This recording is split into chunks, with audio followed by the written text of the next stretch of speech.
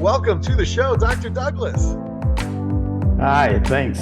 Thanks, Mike. So you talked before about managing microaggressions, and I know in your book you talk about removing privileges to combat systemic discrimination.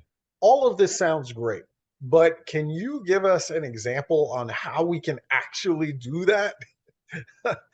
One of the simple things, particularly for fraternities and sororities, is, for example, to have simple sessions, say a lunch session or an afternoon session around the meal foodie. We love to eat. Yes, and just simply share each other's backgrounds, experience, and particularly if you have members who have come from a different culture. Sure. Learn about their culture, let them explain to you why they do the things they do. That begins to give you an understanding. A second thing that groups can do, fraternities, sororities, is in the community. Take on a community project, particularly if they're underrepresented groups, is to go and take on a project and work with that community.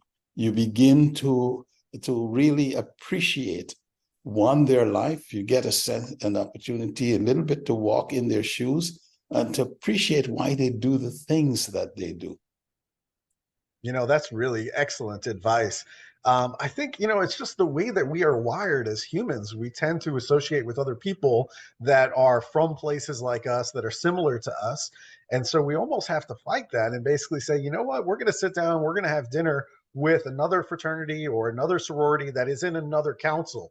So perhaps you take, the historically white fraternities and IFC organizations, and then we're going to have a spaghetti dinner on campus with an NPHC fraternity, a traditionally Black fraternity. And we're going to sit down, we're going to have a meal together, and we're going to talk about the challenges that are in front of both of us and how we can work together to help our community. And I think that is at the crux of what you're trying to get at. Yeah.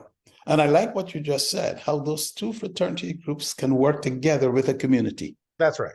That's right. And I think, we all have the same goals. We all want to do community service. We all want to have philanthropies and raise money for local charities and things like that. So we're all aligned in terms of what we do. We're all aligned in terms of our values, but all too often we just, we tend to just congregate with ourselves instead of building networks and figuring out that, there are certain people in the other organization that have certain talents that we don't have.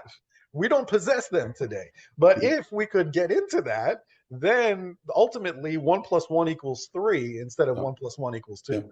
And we need to think, we need to think about growth, not only upwards, right, but also outwards. Outwards. Absolutely. I like that a lot.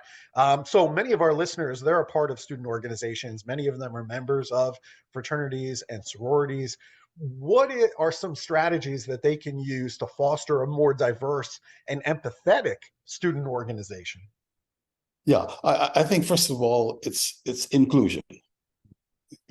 If you do not have different individuals sitting at the table with you, being part of your everyday experience, and you want to have it part of the everyday experience. If it's going to be an occasional trip here, occasional trip there, it's not the same thing as when you are, in a real sense, living together. Okay, then it is natural things happen, and you get a better understanding.